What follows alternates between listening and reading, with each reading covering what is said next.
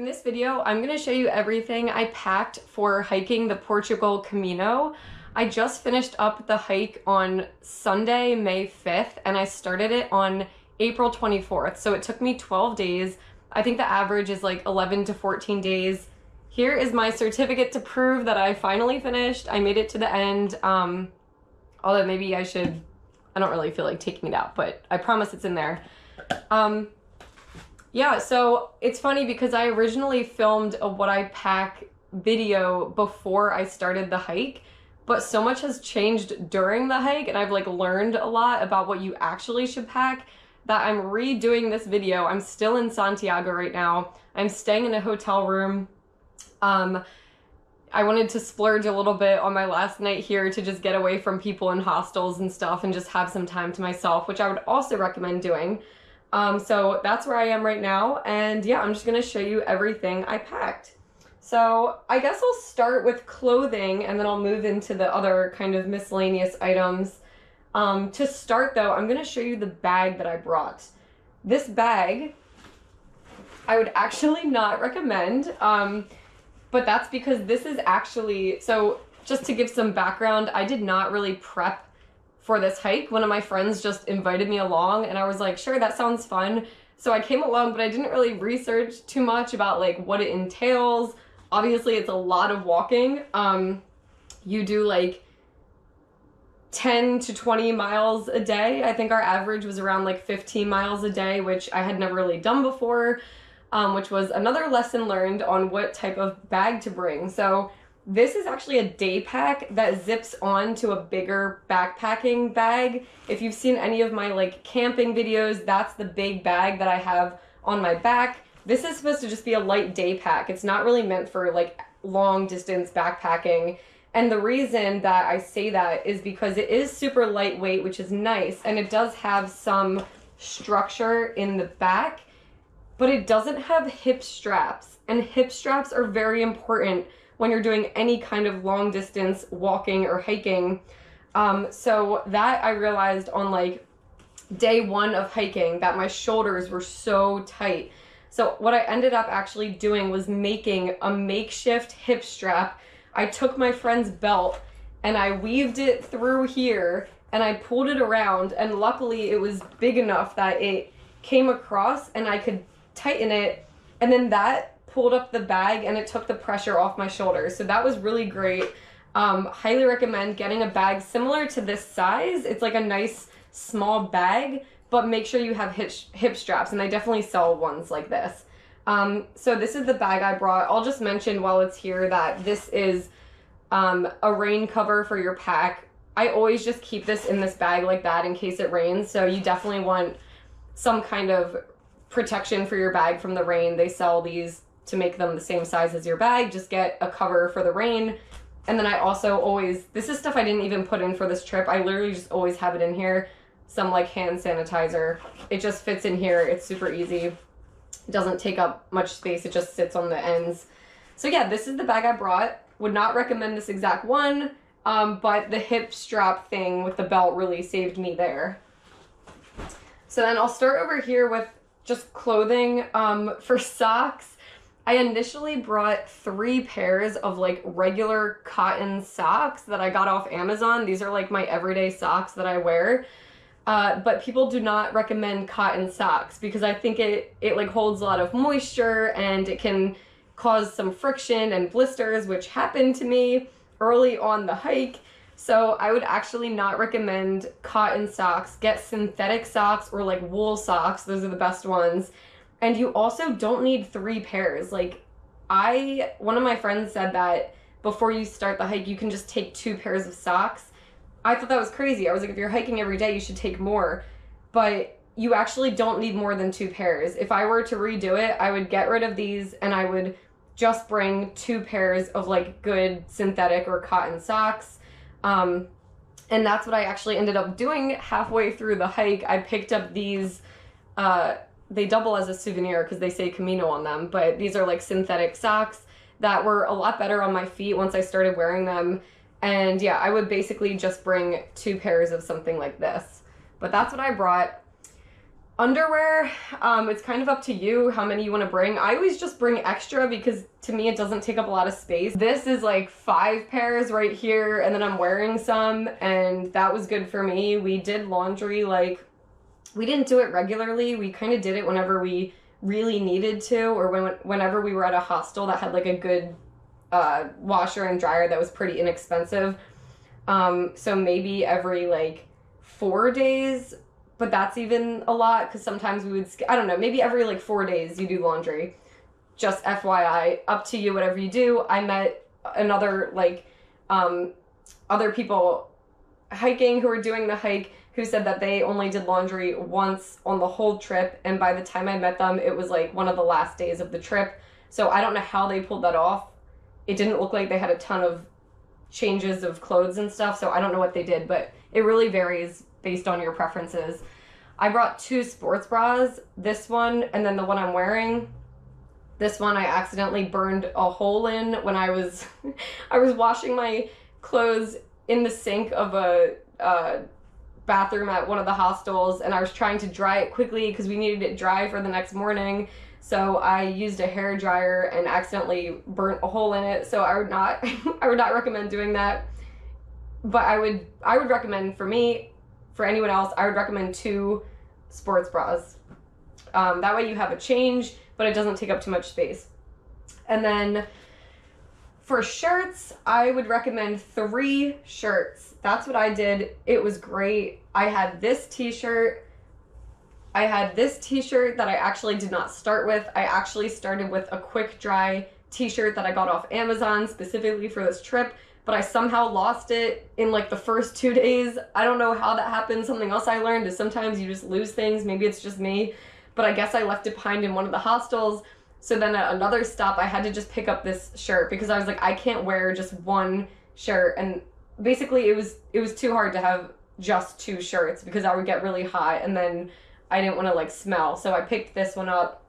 So I would have 2 t-shirts and then 1 long sleeve lightweight. This is super lightweight. It's not very warm, but it's lightweight and it protects you from the sun, and it's just nice having a long sleeve shirt. And then I also had 1, like, these are basically the warmest things I have. I have 1 long sleeve, like, light sweatshirt. It's very light, if you can see. So my warmest outfit, if I ever got cold, would be my long pants. I'll show you in a second. My long sleeve shirt, even though it's really lightweight, but it's long sleeve. And then this. That was, like, the warmest outfit I had. And then I would put my raincoat on top of that to, like, block the wind. And that was actually fine for me. I'll talk about it a little bit more when I get to my pants and raincoat and all that, but I did this hike end of April, early May, and I did not find that I needed warmer clothes than that. So moving on to pants. These pants are a godsend. I've had these for years. If you see any of my like old hiking, backpacking videos, these are the pants I'm wearing.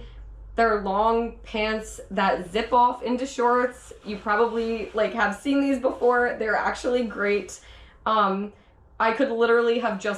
probably could have just done the hike just with these pants without any others because it's just great. Like if it got hot, you can just zip it off and then you have shorts. You can literally stop hiking, zip them off, put them in your bag and keep going, and you don't have to worry about like changing your pants. And another thing I liked about these is if it got really muddy, I could just zip off the bottoms and just wash the bottoms in the sink, and this material actually dries really quickly. Even as I was hiking in the rain, it did rain a lot, I'll mention that in a bit. Even as I was hiking in the rain, I found that if it like slowed down a little bit, if the rain slowed, if it stopped raining, my pants would like dry already. So these are great pants, highly recommend. I got them from REI. And yeah, if they got dirty, I could just zip off the bottoms, wash them in the sink, and then they would dry, and it was really great. So these are the main pants I wore all the time. Even to bed sometimes I would just zip them off and wear the shorts. That was great. But I also brought this other pair, which I'm wearing right now. These are kind of big. I've had them for years. I don't like buying new things. As you know, like I'm all about kind of like minimalism and not just buying things you don't need. So I didn't buy a lot of things for this trip. I try to make use of like what I already have. And these are just like some good, I don't know, just kind of outdoorsy capri pants that have a lot of pockets, which is nice. I could put like my GoPro in a pocket, my phone in the other, but honestly, I did not wear these much. I don't even know if I wore these one single day of hiking, but it was nice having a second pair of pants to wear so that I wasn't wearing those like 24/7. So I could wear these like to bed at night or whatever. But I always prefer those because they're either long pants, which keep you warm, or they're shorts, which you can wear if it's warmer out. Whereas these, you're just stuck with one length, which is fine. They're capris. It's pretty versatile for the weather. But yeah, that's what I did for pants. Other clothing is just my rain jacket. So this is the rain jacket that I have. Again, this is the one I use all the time. It's also, it's from Eastern Mountain Sports. I don't know, it's great. It has like a pocket on each side on the inside, which was really great actually, because I would put my, I could show you that actually. This is good proof that I did it since I don't feel like getting out my certificate. This is the stamped passport that you get in the beginning, and then you fill it up with stamps as you go to show that you are fully completing the hike without taking any shortcuts or anything. So this is my stamped passport. This comes in a little plastic bag, and it was nice being able to keep this in the bag, and then I would also put it in another like small plastic bag, and I would put that on the inside of my rain jacket so that it would stay dry in the rain because I really didn't want that getting wet. So yeah, I would just always recommend as many pockets as possible. I think is great when you have like a rain jacket or pants or whatever, because you can just hold more things easily. And then this is a quick dry towel that I actually did purchase this for the trip before I left off Amazon. This is the size of it. It's actually not the largest size. This is like a medium or something. I don't know. I can put the specific dimensions like at the top here. I can look off my Amazon history and see what size this is. But I personally found that I did not need a full body towel. That would just, to me, take up more space, and I'm never in a situation where I need to be fully wrapped in a towel, because in the hostels, you're already like showering near other people, so I would always bring a change of clothes into the bathroom with me, and then I would dry off with this, and then I would like put my hair up with it, and then put my clothes on, so I never needed to like walk around with this like fully over me, which is why it doesn't like cover me fully. That's just like a little trick I use to save space. It works for me. I'm also a pretty small person, so I don't generally need like a huge towel to cover me anyways, but that's what I would recommend for quick dry towels. And then a hat. I only needed this like the first 2 days because then it pretty much rained. Oh, I was gonna mention that. It rained starting on day 3, I think, and it didn't stop until the end. Literally day 12, we arrive at the cathedral in Santiago, and the sun starts coming out from behind the clouds. Like, it poured on us the entire time, which was fine. It made for a good experience. It was very, I don't know, it builds character, you can say.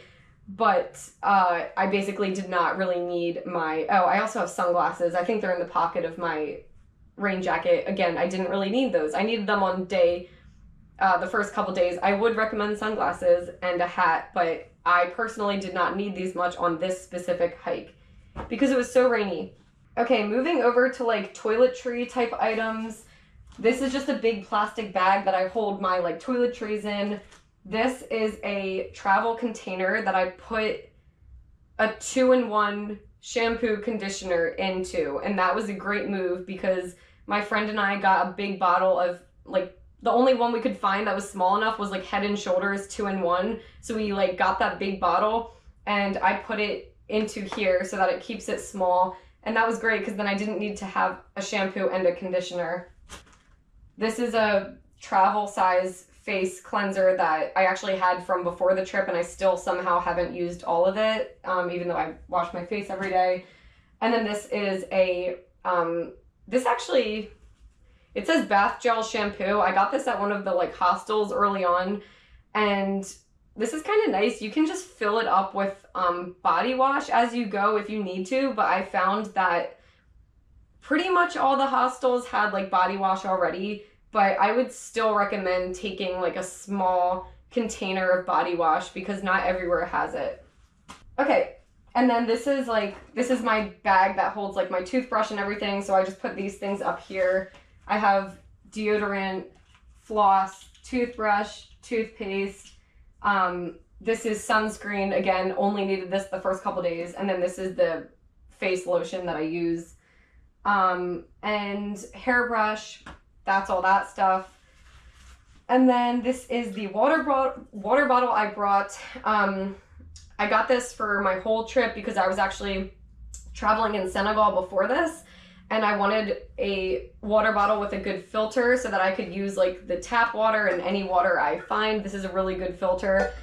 And I decided to take it with me on this hike. It is very heavy. It's a very heavy water bottle. I would not necessarily recommend it, but if you're someone like me who really just cares about being able to have any water wherever I am, I think it's so much easier than worrying about like going out and buying plastic bottles. It's also better for the environment and your health and everything, but for me it was fine. I did carry it throughout the whole hike. I didn't put it in my bag. There wasn't really space. I just carried it, and it does add some weight. It's pretty heavy. I don't know what other people did. One of my friends just kind of carried like plastic bottles throughout the hike and would kind of drink the water throughout the hike, or would just finish it so that he wouldn't have to carry the bottle, but then you're kind of left without water sometimes. I don't know. I just decided to bring this. It's a life straw. It's great. Yeah. This is my phone, passport. This is my wallet. It has, I would recommend going to an ATM before you start the hike and getting out a good amount of cash, because they do have ATMs along the way in the different cities. Did I mention did I mention the hike I did? I did the Portugal Camino central route. So there's the coastal route and the central route. I did the central route that started in Porto and ended in Santiago. So hopefully I mentioned that in the beginning of this video. If not, I'll maybe put this in the beginning of the video. But that's the route I did. They did have ATMs throughout the way in the different cities, but bring cash because a lot of places only accept cash, even hostels. And then this is my travel adapter. I already had this on me, and yeah, it's great. That's what the outlets are. So this is like a European travel adapter. And then this one's nice because you can plug in your plug in your chargers there, but it also has 2 USB ports. So I was actually able to charge my phone and my GoPro at the same time as I was like sleeping at night. Most hostels have little outlets, but not all of them do. And this is a portable charger for my phone. I think I used this maybe once. I didn't really need it because, like I said, most places have chargers. So you don't really, and this one's kind of heavy. I don't know if you can see. If I were to do it again, I don't know if I would bring this because it is pretty heavy. It adds some weight and I didn't actually need it. So yeah, that's just something to consider. But I do think there's something about having peace of mind that like your phone's never gonna completely die if you have this on you, because because you're following a route and you just don't want to get lost in the middle of nowhere. So this is the USB to like USB-C charger for my phone and my GoPro. Luckily they use the same kind of charger. Earphones, earplugs. I would recommend earplugs because people snore in the hostels. Like, there are snorers, people are loud. It sounds like bears at night. Like, it's just so loud. So these earplugs really came in handy. I usually don't wear earplugs. I usually don't like earplugs. I just don't like having things in my ears when I'm trying to sleep, but this was like a lifesaver at certain points. My first aid kit is down to this because I actually lost, again, I was like losing things sometimes. I had a little bag like this that had some first aid things in it, and I actually left that at one of the hostels by accident. So I did have to go out and buy a couple things from the pharmacy. This bag is one that I had at the very bottom of my bag that I forgot about. That was kind of like a secondary first aid kit, I guess. It has Tums, Advil, and like these ginger chews in it, just one ginger chew. I guess it was for like my flight or something. I don't remember, but this is all I have now. But I would recommend bringing moleskin for blisters. That's very important if you've never used it before. I almost want to make a video all about using it properly because I did not know how to use moleskin, but I had it in my first aid kit, and it was a complete lifesaver because I did get blisters early on. I'll talk about shoes in a second. I was not wearing the right shoes to start off. And once I started using the moleskin, it started protecting my blister, and then my blisters improved, and now they're just kind of dried up and they don't hurt anymore. So definitely bring moleskin, bring a pair of these little like cuticle scissors, whatever, to cut the moleskin, and bring Band-Aids too, and Neosporin. I would recommend those for your little first aid kit. And then I have some feminine hygiene products, which I kind of needed on this trip, but I would recommend using like the Diva cup or something if you are into that, just because people say it's so much. I don't use it, but people say it's a lot easier than having to carry all these products and stuff with you. What else? I just put these here because these are the snacks I had left over. I love having snacks with me. I get hungry all the time and I'm always like snacking as I go. So these we got at one of the cities. They had like an Aldi there, and I got some pecans, and I'm like obsessed with Lara bars, and I found one of the like European equivalents of Lara bars, which are just like fruit, or they're like dates and nuts together, like ground together into a bar. And I just find these are like the perfect snack. They're super clean. There's no other ingredients besides like dates, nuts, cinnamon, whatever spices they add. They give you energy. They're filling, but they don't make you like super, super full. And they're just easy to carry. So I recommend Lara bars or whatever you can find. What else? That's all of that. And then for shoes, one of the most important parts is having the right shoes, obviously. The shoes I was wearing before were just like my regular street sneakers that I had for years. They had like no traction on the bottom. They were torn up. They were old. I don't know why I thought I could hike 161 miles in those things, but I quickly found out that I couldn't on like day 3 or 4. I ended up going to a store. Luckily, they had like a sports store in one of these cities, and I got a new pair of sneakers. These are Asics. I do like this brand. I've had them before. They're very colorful, as you can see, but these are like trail running sneakers. And I would recommend trail running sneakers for this hike because you do need the traction, especially if it's raining. There were parts where we were like hiking through the forest, down slippery rocks. It was pouring rain. There were some people who had just like street sneakers, whatever, and they were slipping a little bit. They just had to go slower. It was a little hard. So these were great. I never slipped in them. They were super comfortable. I know people say to not get new sneakers before a long hike because they're not broken in, so you're more prone to blisters. I found that wasn't the case. Maybe that's because of how bad my old sneakers were, but as soon as I put these on, I felt more comfortable. My blisters started healing. It was great. I never slipped. I never got blisters from these. Highly recommend a good pair of like trail running sneakers. Some people had hiking boots. Those are really heavy and they get wet. They hold a lot of water, so in the rain it was harder for those to dry.